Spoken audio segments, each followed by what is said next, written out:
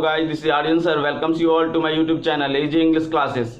Guys, इससे पिछले class में हमने जाना कि टेंस क्या होता है, difference between time and tense, time और टेंस के बीच क्या अंतर होता है, और काइंड्स ऑफ टेंसेस कि टेंस कितने प्रकार के होते हैं। हमने जाना कि टेंस 3 प्रकार के होते हैं, प्रेजेंट टेंस, पास्ट टेंस और फ्यूचर टेंस। तो चलिए आज हम प्रेजेंट टेंस के बारे में जानेंगे कि प्रेजेंट टेंस कितने प्रकार के होते हैं, और इसके एक एक प्रकार को मैं अलग अलग वीडियो लेक्चर के द्वारा आपको समझाने की कोशिश करूंगा। तो शुरू करने से पहले कुछ बातें हैं जो मैं आपको बता दूं कि सबसे पहले हम यूजेज ऑफ टेंसेस के बारे में जानेंगे। Uses of simple present tense जो कि आज मैं डिस्कस करने जा रहा हूं उसके बारे में जानेंगे, और उसके बाद हम इस एक एक करके इसके पहचान के बारे में कि कैसे हम पहचानेंगे, और उसके बाद इसके स्ट्रक्चर्स के बारे में विद हेल्प ऑफ एग्जाम्पल्स मैं आपको समझाने की कोशिश करूंगा। तो गाइज वीडियो में आप लास्ट तक बने रहेंगे ताकि एक भी बातें जो कि महत्वपूर्ण होंगी आप उसे मिस नहीं करेंगे। और जो बच्चे इससे पहले की क्लास मिस किए हो या नहीं देखे हो, या कोई कंफ्यूजन हो, डाउट हो difference between time and tense के बारे में, काइंड्स ऑफ टेंसेस के बारे में, तो डिस्क्रिप्शन बॉक्स में आपको लिंक मिल जाएगा, आप वहां से जाकर देख सकते हैं। तो गाइज सबसे पहले बात करते हैं हम टेंस की। तो जैसा कि पहले आपको पता है कि टेंस 3 प्रकार का होता है, present tense, past tense and future tense. Present tense को फिर सब डिवाइड किया गया है 4 प्रकार में, जो कि काइंड्स ऑफ प्रेजेंट टेंस है, सिंपल प्रेजेंट टेंस और प्रेजेंट इंडेफिनिट टेंस। तो गाइज जो हमारा परंपरागत यानी ट्रेडिशनल ग्रामर है उसके अकॉर्डिंग जो काइंड्स ऑफ प्रेजेंट टेंस है उसमें पहला प्रेजेंट इंडेफिनिट आता है, जिसे कि मॉडर्न ग्रामर के अकॉर्डिंग सिंपल प्रेजेंट टेंस कहा जाता है। दूसरा है प्रेजेंट कंटिन्यूअस टेंस, जिसे प्रेजेंट प्रोग्रेसिव टेंस और प्रेजेंट इम्परफेक्ट टेंस भी कहा जाता है।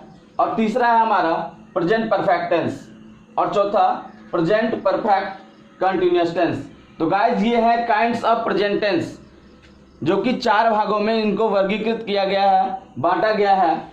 तो चलिए बात करते हैं इसके यूजेज के बारे में। तो इसका पहला यूज है रूटीन एक्शंस को व्यक्त करने के लिए हम सिंपल प्रेजेंट टेंस का प्रयोग करते हैं। रूटीन एक्शंस, जैसे कि यहाँ पे मैंने एक एग्जांपल लिया है कि I get up at 5 o'clock in the morning, कि मैं सुबह 5 बजे उठता हूं। दूसरा है हैबिचुअल एक्शंस को व्यक्त करने के लिए, यानी कि आदतों को व्यक्त करने के लिए, जैसे आई रीड इंग्लिश एवरीडे, मैं प्रतिदिन अंग्रेजी पढ़ता हूं। परमानेंट एक्शंस को व्यक्त करने के लिए, जैसे आई हेल फ्रॉम मधुबनी, मैं मधुबनी का रहने वाला हूं या मैं मधुबनी से आता हूं। चौथा है हमारा यूनिवर्सल ट्रूथ को व्यक्त करने के लिए, यानी कि जनरल ट्रूथ को व्यक्त करने के लिए, the earth moves around the सन।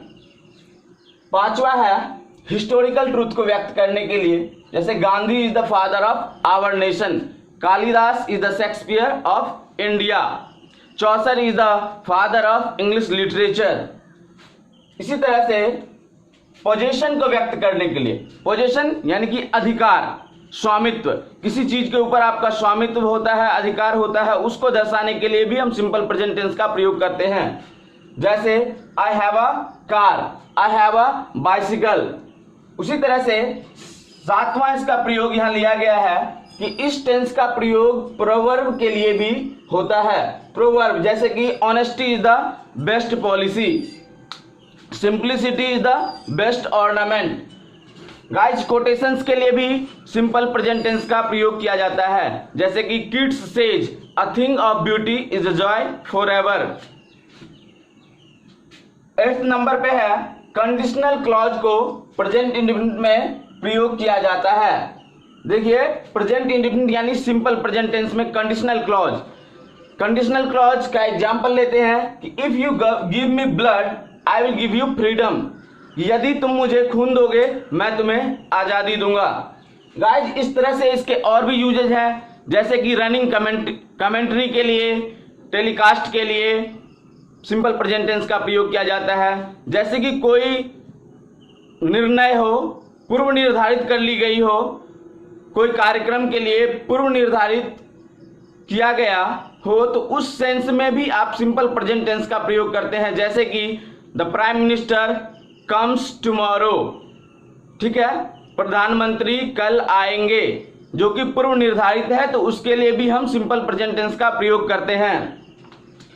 तो गाइस जैसे कि यहाँ पे आपने लगभग 10 रूल्स देखा आपने uses of simple present tense के बारे में, तो अब हम जानेंगे कि सिंपल प्रेजेंट टेंस को पहचानते कैसे हैं, कि उसकी पहचान क्या है, कैसे हम सरलता से समझ पाएंगे कि ये सिंपल प्रेजेंट टेंस का सेंटेंस है और कैसे हम उसको बनाएंगे, इंग्लिश में ट्रांसलेट कैसे करेंगे। तो उसके लिए हम उसके स्ट्रक्चर्स को जानेंगे, जो कि डिफरेंट काइंड्स ऑफ सेंटेंसेस के अकॉर्डिंग मैं आपको समझाने जा रहा हूं। तो चलिए देखते हैं कि जैसा कि हिंदी वाक्य के जिस क्रिया के अंत में ता है, ती हूं, ते हैं, ते हो, ती हो, ता है, ती है, रहता है, उस क्रिया का अनुवाद प्रायः, अनुवाद यानी ट्रांसलेशन, प्रेजेंट इंडेफिनिट टेंस में होता है।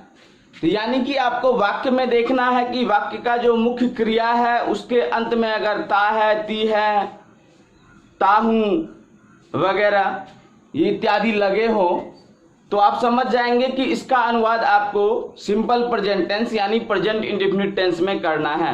यही इसके पहचान है। तो चलिए अब इसके स्ट्रक्चर्स के बारे में जानते हैं। तो सबसे पहले हम ले लेते हैं affirmative sentence. Affirmative sentence, affirmative sentence यानी सकारात्मक वाक्य।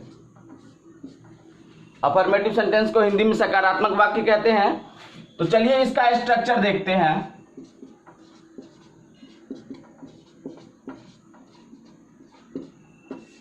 अफर्मेटिव सेंटेंस को कैसे ट्रांसलेट किया जाएगा। तो सब्जेक्ट सबसे पहले होगा, उसके बाद V1 या V5 प्लस ऑब्जेक्ट। तो देखिए V1 या V5 इसको हम डिस्कस करेंगे।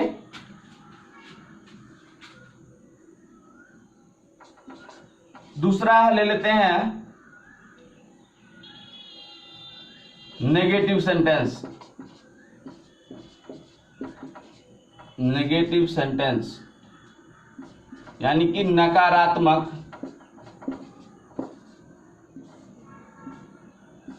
वाक्य। इसका स्ट्रक्चर होगा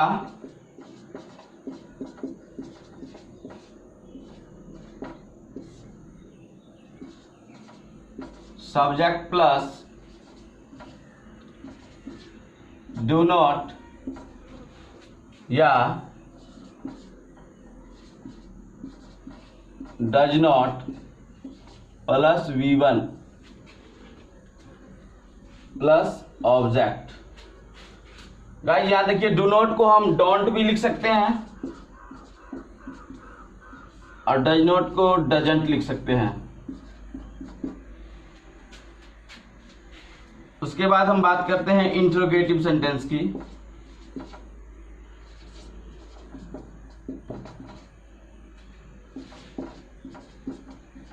इंट्रोगेटिव सेंटेंस यानी कि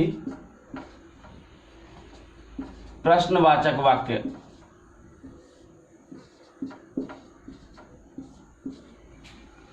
तो इंट्रोगेटिव सेंटेंस का स्ट्रक्चर कुछ इस प्रकार है। इंट्रोगेटिव सेंटेंस में आपको करना क्या है, तो सबसे पहले डू या डज को बाहर लेना है, उसके बाद सब्जेक्ट होगा, उसके बाद V1 आएगा और उसके बाद ऑब्जेक्ट और फिर क्वेश्चन मार्क।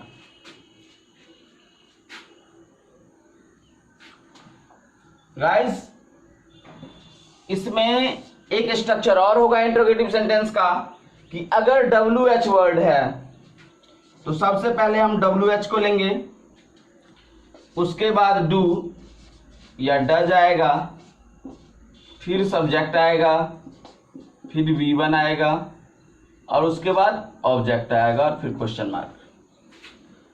अब हम ले लेते हैं इंटरोगेटिव नेगेटिव सेंटेंस।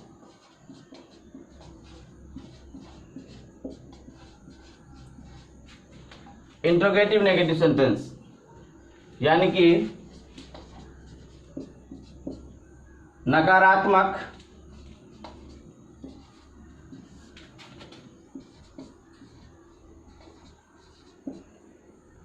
प्रश्नवाचक वाक्य, जिसमें कि नेगेटिव भी हो यानी नहीं का भी प्रयोग किया गया हो और साथ में प्रश्न भी पूछा गया हो, ऐसे वाक्य। तो इसके लिए स्ट्रक्चर क्या होगा? इसके लिए स्ट्रक्चर होगा, सबसे पहले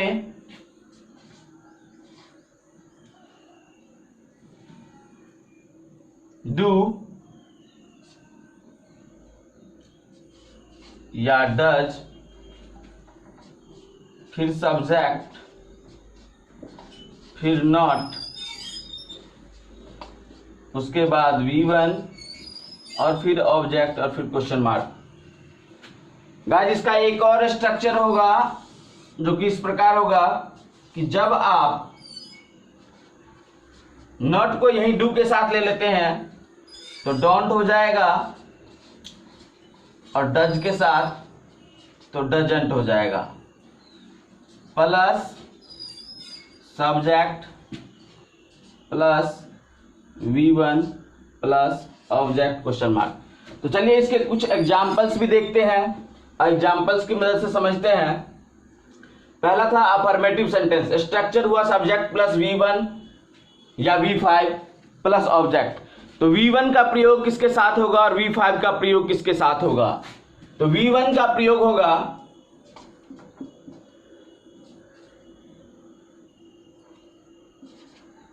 I, we, you, they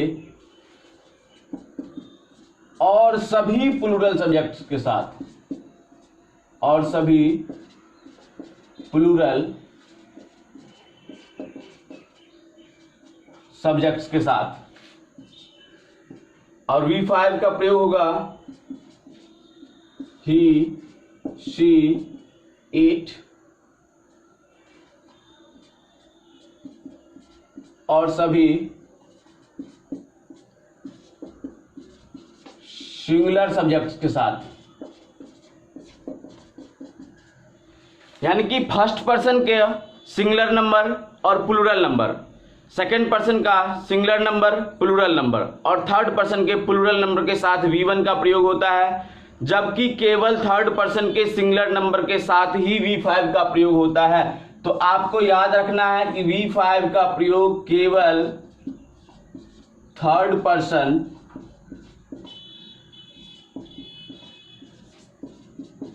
singular के साथ ही प्रयोग होगा। तो बस एक छोटी सी बात थी जो कि क्लियर हो गया है कि V5 का प्रयोग कहाँ होगा, तो थर्ड पर्सन सिंगुलर नंबर के साथ, जो थर्ड पर्सन सिंगुलर सब्जेक्ट होंगे उसके साथ V5 का प्रयोग होगा, बाकी सभी के साथ V1 का ही प्रयोग होगा। अब देखिए यह केवल अफर्मेटिव सेंटेंस में था, नेगेटिव सेंटेंस में सभी के साथ V1 का प्रयोग होगा, इंट्रोगेटिव सेंटेंस में सभी के साथ V1 का प्रयोग होगा, इंट्रोगेटिव नेगेटिव में भी सभी के साथ V1 का प्रयोग होगा।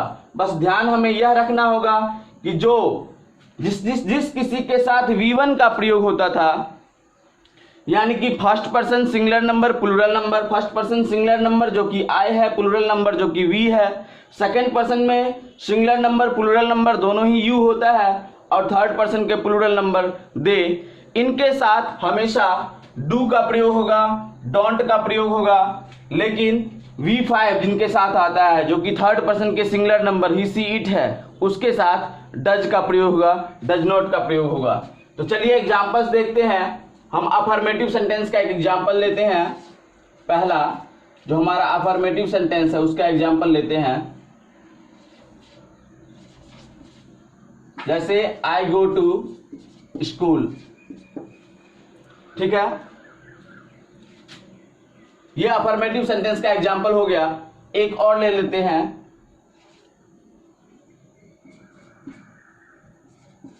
ही प्लेज क्रिकेट, ठीक है। अब देखिए इसी की मदद से हम इसका नेगेटिव बनाते हैं। आई गो टू स्कूल, इसका नेगेटिव सेंटेंस क्या हो जाएगा? स्ट्रक्चर के अकॉर्डिंग, स्ट्रक्चर की मदद से हम बनाएंगे। नेगेटिव सेंटेंस का स्ट्रक्चर है सब्जेक्ट प्लस डू नॉट या डज नॉट प्लस V1। तो सब्जेक्ट क्या है हमारा? आई है। आई के साथ क्या आना चाहिए? डू नॉट या डज नॉट। आई के साथ डू नॉट आएगा। उसके बाद क्या है? V1। V1 क्या है इसमें? वर्ब का पहला रूप जो कि गो है, तो हो जाएगा I do not go to school. Object same रहेगा। ही प्लेज क्रिकेट था, तो ही प्लेज क्रिकेट। ही के साथ क्या आएगा? थर्ड पर्सन सिंगुलर नंबर के साथ मैंने आपको बताया था कि डज नॉट का प्रयोग होगा, डज का प्रयोग होगा। तो he does not go to school. इसी तरह से तीसरा ले लेते हैं जो कि इंट्रोगेटिव सेंटेंस है। इंट्रोगेटिव सेंटेंस में क्या करना है? सब्जेक्ट से पहले डू लगाना है, क्योंकि सब्जेक्ट हमारा यहाँ पे फर्स्ट पर्सन सिंगुलर नंबर है जिसके साथ हमेशा V1 का प्रयोग होता है। तो यहाँ पे क्या आ जाएगा? सबसे पहले डू, फिर सब्जेक्ट आएगा आई और फिर वर्ब गो टू स्कूल।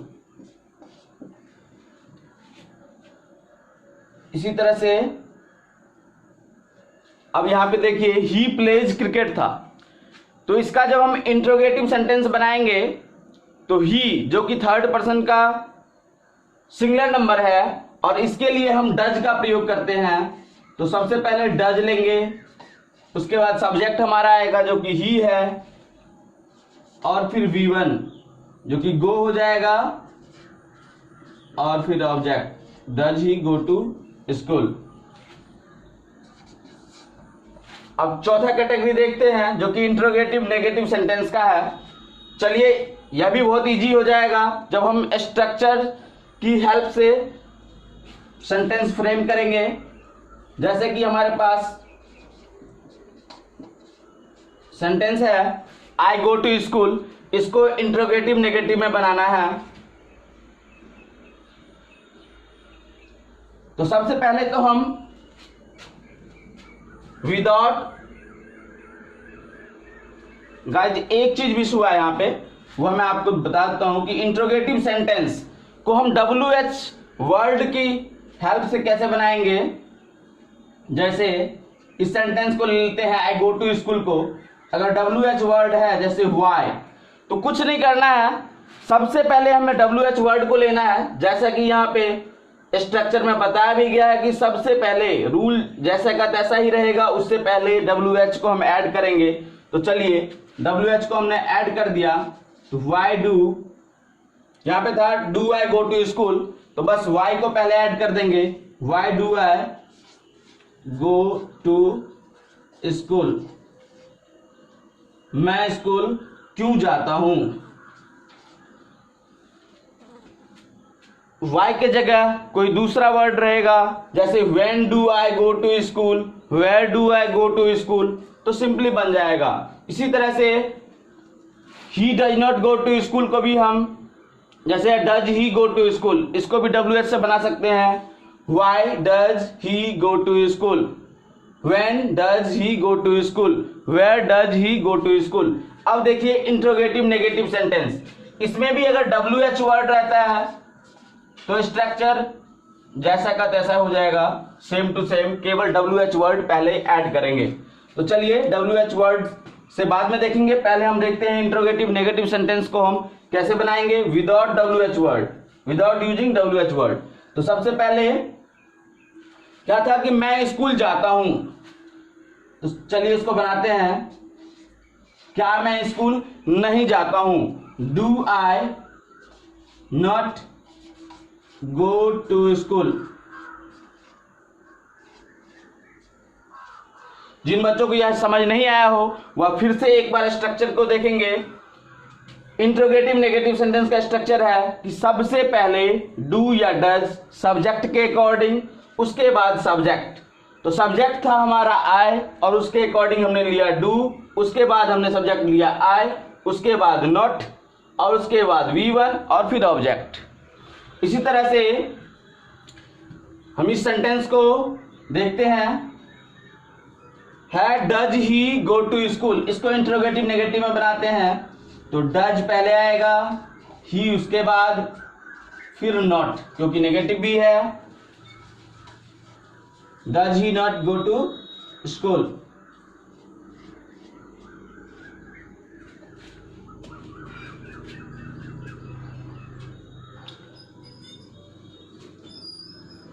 अब गाइस एक चीज और यहां पे ध्यान दीजिए कि अगर WH वर्ड को ऐड करेंगे, WH वर्ड से हम सेंटेंस बनाते हैं कि जैसे मैं स्कूल क्यों नहीं जाता हूं, तो वाई को पहले आ जाएगा,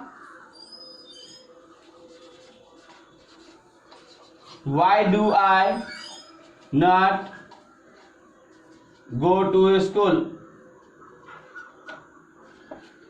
सिंपल है। जब आप इस स्ट्रक्चर्स को याद करके बार बार रिवाइज करेंगे, कुछ एक्सरसाइज बनाएंगे और प्रैक्टिस करेंगे, तो मुझे उम्मीद है कि आप इनमें परफेक्ट हो जाएंगे। और अगर कहीं से भी कोई डॉट हो या अगर आप एक्सरसाइज बनाते हैं, प्रैक्टिस करते हैं और कोई प्रॉब्लम हो, तो आप कमेंट बॉक्स में मुझे एक एक बात पूछ सकते हैं। आपके सभी डॉट्स मैं क्लियर करूंगा। तो गाइस इसी के साथ हमने देखा कि आज हमने जाना सीखा कि पहचान क्या होता है, जो कि काफी सिंपल है कि जब किसी वाक्य के मूल क्रिया के मुख्य क्रिया के अंत में ता है, ती है, ते हो लगा हो, तो आप प्रायः ऐसे सेंटेंसेस को present indefinite tense, simple present tense में ट्रांसलेट करते हैं। और उसके स्ट्रक्चर्स भी आप समझ गए हैं, जो कि काफी सिंपल है। अफर्मेटिव सेंटेंस में सब्जेक्ट प्लस V1 या V5 आता है। V1 किसके साथ आता है? हमने डिस्कस किया कि V1 सभी के साथ आता है, केवल थर्ड पर्सन सिंगुलर नंबर को छोड़ करके। थर्ड पर्सन सिंगुलर नंबर क्या है? तो he, see, it third person singular number है। उसके बाद अगर हम उसी का नेगेटिव बनाएंगे तो सब्जेक्ट के बाद डू नॉट या does not plus V1 plus object होगा। डू नॉट को आप डोंट भी यूज कर सकते हैं, डजेंट का भी यूज किया जाता है। तो डोंट और डजेंट वो किसके अकॉर्डिंग आएगा? तो डोंट और डजेंट सब्जेक्ट के अकॉर्डिंग आएगा। सब्जेक्ट अगर IVU दे रहेगा, प्लूरल सब्जेक्ट रहेगा, तो डोंट का प्रयोग करेंगे, डू नॉट का प्रयोग करेंगे। और अगर सब्जेक्ट हमारा थर्ड पर्सन सिंगुलर नंबर होता है, यानी ही, सी, इट होता है, तो हम डजेंट का प्रयोग करेंगे। इसी तरह से इंट्रोगेटिव सेंटेंस में भी सबसे पहले डू डज आएगा, उसके बाद सब्जेक्ट, उसके बाद V1 फिर ऑब्जेक्ट। डू डज किसके अकॉर्डिंग आएगा? तो सब्जेक्ट के अकॉर्डिंग आएगा। डू कब आएगा? जब IVU दे या प्लूरल सब्जेक्ट्स रहेंगे, यानी फर्स्ट पर्सन के singular number plural number, second person के सिंगुलर नंबर प्लूरल नंबर और थर्ड पर्सन के प्लूरल नंबर के साथ डू का प्रयोग होगा। और डज का प्रयोग केवल ही, सी, इट यानी या सभी सिंगुलर सब्जेक्ट। सिंगुलर सब्जेक्ट से मतलब है जैसे राम गोज टू स्कूल, ठीक है, Ram pledge cricket, singular subject है। उसके साथ जब हम उसका इंट्रोगेटिव बनाएंगे या नेगेटिव बनाएंगे तो हम डज का प्रयोग करेंगे। अब है इंट्रोगेटिव नेगेटिव सेंटेंस। आप इसे भी सीख चुके हैं, समझ चुके हैं, इसमें कुछ नहीं करना है। डू डज सबसे पहले होगा, उसके बाद सब्जेक्ट और सब्जेक्ट के बाद नेगेटिव जो कि नॉट होगा, फिर V1 होगा और उसके बाद ऑब्जेक्ट होगा। और ये इंट्रोगेटिव सेंटेंस और इंट्रोगेटिव नेगेटिव सेंटेंस का अगर WH वर्ड के साथ आपको अनुवाद बनाना है, ट्रांसलेट करना है, तो सिंपली उसमें WH वर्ड को हम सबसे पहले लेंगे, उसके बाद जो स्ट्रक्चर है जैसे का तैसा वैसा ही हम सेम टू सेम उसी के अकॉर्डिंग आगे ट्रांसलेट करेंगे। तो गाइज मुझे उम्मीद है कि आज का ये वीडियो लेक्चर आपको अच्छे समझ में आया होगा। अगर आपको आज का ये वीडियो लेक्चर पसंद हो, आज का टॉपिक आपको अच्छे समझ में आ गया हो, तो गाइज आप वीडियो को लाइक करें कमेंट करें, अपने सुझाव दें। अगर किसी तरह की प्रॉब्लम्स है, डाउट्स हैं, तो वो कमेंट बॉक्स में पूछें। और इसी के साथ मैं आपको बताना चाहूँगा कि इसका नेक्स्ट पार्ट मैं बहुत जल्दी आपके लिए लेके आ रहा हूँ, जो कि प्रेजेंट कंटिन्यूअस टेंस होगा। प्रेजेंट कंटिन्यूअस टेंस यानी कि present progressive tense, present imperfect tense. और उसमें भी मैं आपको ऐसे ही प्रेजेंट कंटिन्यूअस टेंस के यूजेज के बारे में बताऊंगा, उसके स्ट्रक्चर्स और पहचान के बारे में बताऊंगा। तो see you guys in my next video lecture. Bye bye, take care.